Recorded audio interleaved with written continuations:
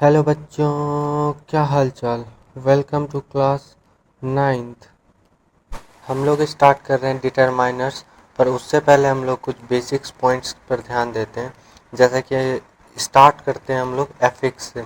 Affix वो होता है जिसका अपना कोई प्रॉपर मीनिंग नहीं होता है, पर वो किसी के आगे या पीछे लग के उसके मीनिंग को चेंज कर सकता है। सो जनरली एफिक्स में एस होता है, ई एस होता है, आई एन जी होता है और यू एन होता है या फिर N E double S N S होता है। सो एफिक्स के दो तरह होते हैं, या तो वो प्रीफिक्स होते हैं और दूसरे आपके सफिक्स होते हैं। जैसे एस जो बाद में लगता है वो एस ई एस, तो वो सफिक्स हो गए, और जो पहले लगते हैं जैसे यू एन, तो वो प्रीफिक्स हो गए। अब आते हैं हम कि ये जो एफिक्स है या प्रीफिक्स सफिक्स जो भी है, तो वो लगता कहाँ है। तो वो जनरली वर्ड्स के साथ लगता है। अब जो ग्रामर हम अभी तक पढ़ते हैं, मतलब ओल्ड ग्रामर के अनुसार वर्ड को हम 8 पार्ट्स में डिवाइड करते हैं, जो कि noun, pronoun, adjective, verb, adverb, preposition, conjunction, interjection ऐसे करके है। But according to the modern grammar, मतलब कि मॉडर्न ग्रामर के अनुसार जो मतलब वर्ड्स है उसको दो कैटेगरी में डिवाइड किया गया है। पहला आपका फॉर्म क्लासेस और दूसरा स्ट्रक्चर वर्ड। अब फॉर्म क्लासेस जिसके साथ एफिक्स लगता है और स्ट्रक्चर वर्ड जिसके साथ एफिक्स नहीं लगता है। अब एफिक्स किसके साथ लगता है और किसके साथ नहीं लगता है, तो नाउन हो गए, आपके एडजेक्टिव हो गए, आपके वर्ब हो गए और लास्टली आपके एडवर्ब हो गए। इसके साथ आपका एफिक्स लगता है और बाकियों के साथ नहीं लगता है। तो हम जानेंगे कि कैसे इन्हीं के साथ लगता है। तो noun, verb, adjective and adverbs are called form classes because each one of there occupies a certain set of position in sentence and they have features of forms. अब ये फीचर्स ऑफ फॉर्म्स क्या होते हैं उसको आइए समझते हैं। तो एफिक्स के अंदर U N, N E double S, E S या आई एन जी होते हैं। तो नाउन काउ क्या हो गया, नाउन। अब उसके साथ हम एफिक्स जोड़ेंगे तो वो हो जाएगा आपका काउज। और काउज क्या करता है, अपना काउ से उसका चेंज क्या हो गया, बदल गया। अब गुड, गुड आपका क्या हो गया, गुड आपका हो गया एडजेक्टिव। अब उसके साथ अगर हम फिर से एफिक्स ऐड करेंगे तो वो हो जाएगा आपका गुडनेस। तो वो वापस से क्या हो गया, उसका फॉर्म चेंज हो गया, गुड से वो क्या हो गया, गुडनेस। और उसके बाद अगर हम वर्ब लेते हैं जैसे वर्क, तो वर्क एक वर्ब हो गया। अब वर्क के साथ अगर हम एफिक्स को जोड़ते हैं तो वो आपका वर्किंग हो जाएगा। तो वर्किंग वापस से क्या हो गया, फिर से अपना चेंज को फॉर्म, अपने फॉर्म्स को चेंज कर लिया। राइट, यहाँ तक क्लियर है।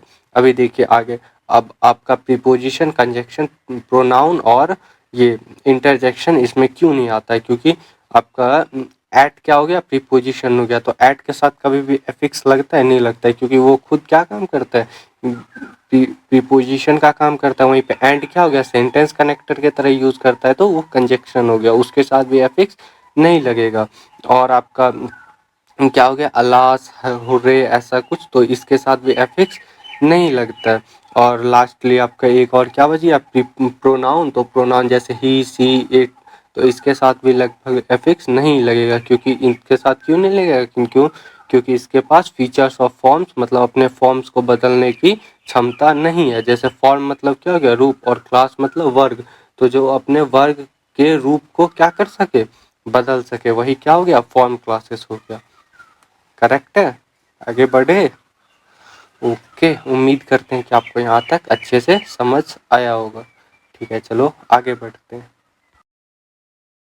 हाँ, तो अब हम किसको देखेंगे, तो अब हम देखेंगे स्ट्रक्चर वर्ड को। तो अगर आपका नाउन, एडजेक्टिव, वर्ब और एडवर्ब फॉर्म क्लासेस में आ गया, तो बचा कौन, बचा आपका प्रीपोजिशन, बचा बचा आपका कंजक्शन और प्रोनाउन और इंटरजेक्शन।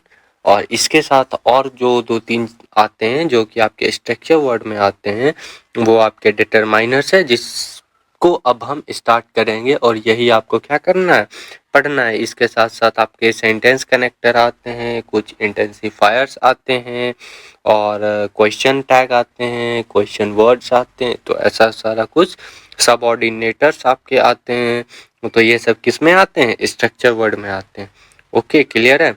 तो हम अब डिटरमाइनर्स की तरफ आगे बढ़े, चलो ठीक है। डिटरमाइनर्स को देखेंगे तो डिटरमाइनर्स का क्या होगा, determiners are the words which comes before noun. तो ये क्या होता है, नाउन से पहले आता है।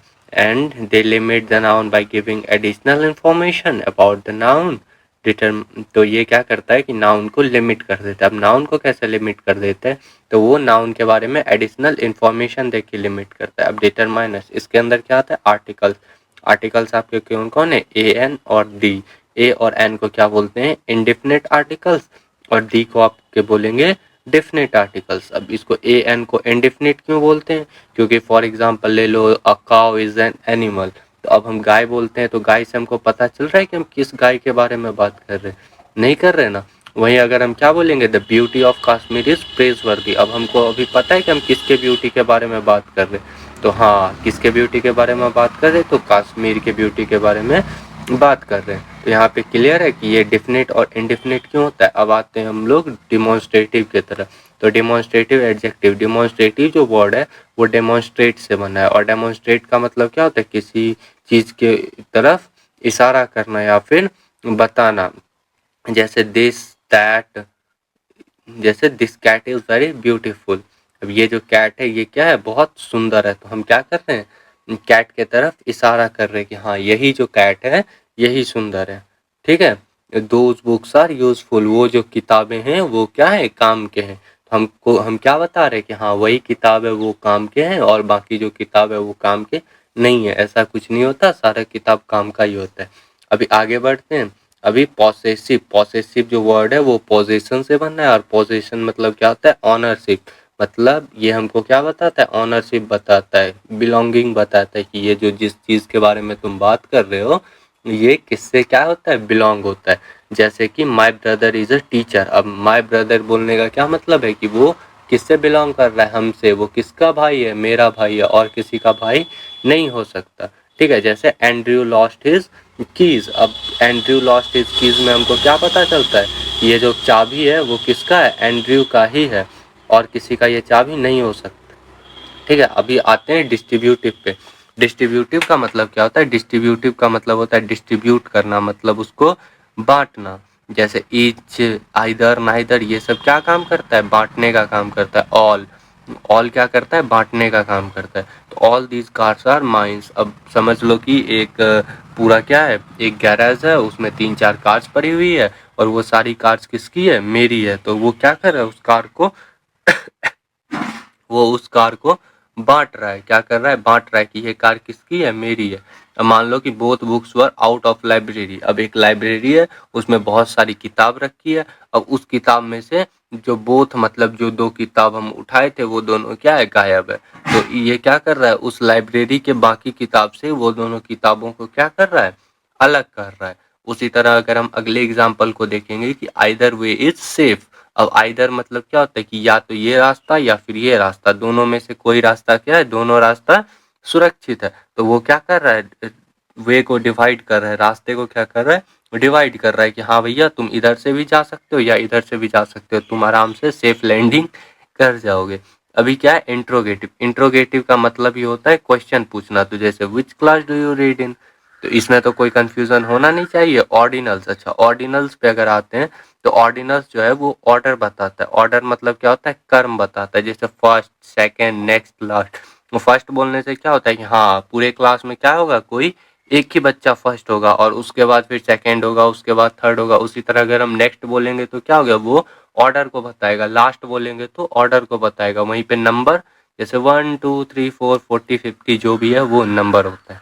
अभी हम लोग किस पे बात करेंगे, क्वांटिटी पे बात करेंगे। क्वांटिटी मतलब क्या हो गया, मात्रा, जिससे हम क्या पता चले, क्वांटिटी पता चले। जैसे the few, some, the few students are good at mathematics. हाँ चलो, कुछ बच्चे हैं जो गणित में क्या है, अच्छे हैं। There are some book in the bag, मेरे बैग में क्या है, कुछ बुक है। तो वो क्या बता रहा है, हमारे बैग का क्वांटिटी बता रहा है। अब उसी तरह कुछ फ्रेज यूज होते हैं, जैसे a lot of, a large number of, जो कि डिटरमाइनर में यूज होते हैं। तो अब हम लोग जो कुछ डिटरमाइनर्स हैं उसके यूज को पढ़ेंगे कि कौन सा डिटरमाइनर कैसे यूज होता है। जैसे मैनी जो होता है वो हमेशा किसके साथ यूज होगा, प्लुरल नाउन के साथ यूज होगा, और बहुत ज्यादा बड़े नंबर को दिखाने के लिए यूज होगा। वहीं पे मच का यूज हमेशा अनकाउंटेबल नाउन के साथ होगा। और ये दोनों मच और मैनी दोनों क्या करेंगे, लार्ज क्वांटिटी को दिखाएंगे।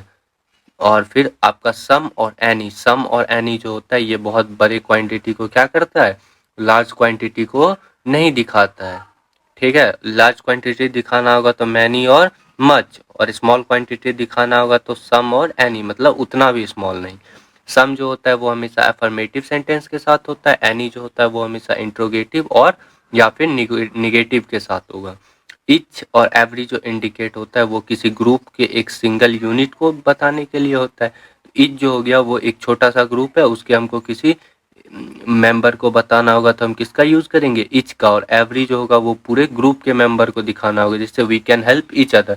अब क्लास में 3-4 बच्चे हैं, उसमें से 2 बच्चे एक दूसरे को क्या कर सकते हैं, हेल्प कर सकते हैं। तो ये क्या बता रहे हैं, छोटे यूनिट को बता रहे हैं। वहीं एवरी बोल देंगे तो क्या हो जाएगा कि हाँ पूरे क्लास का बच्चा क्या करना चाहता है, क्विज शो में पार्टिसिपेट करना चाहता है।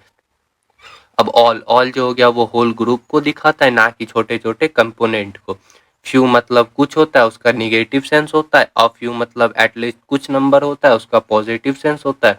और द फ्यू मतलब कुछ स्पेसिफिक नंबर होता है, जिसका या तो पॉजिटिव या फिर निगेटिव दोनों सेंस हो सकता है। जैसे few students are interested in reading books, मतलब कुछ, हार्डली एनी, एक या दो। फिर a few students are good at mathematics, कुछ बच्चे, एटलीस्ट सम, कुछ तो हैं। और फिर the few students who scored good marks, अब इसमें very few are good, all scored same, मतलब कि लगभग ठीक है। और सिमिलरली इसी तरह लिटिल, अ लिटिल और द लिटिल का यूज होगा। ऊपर वाला क्वांटिटी नहीं बताता, अगर क्वांटिटी के साथ करना होगा तो हम लोग लिटिल, ए लिटिल और द लिटिल का यूज करेंगे।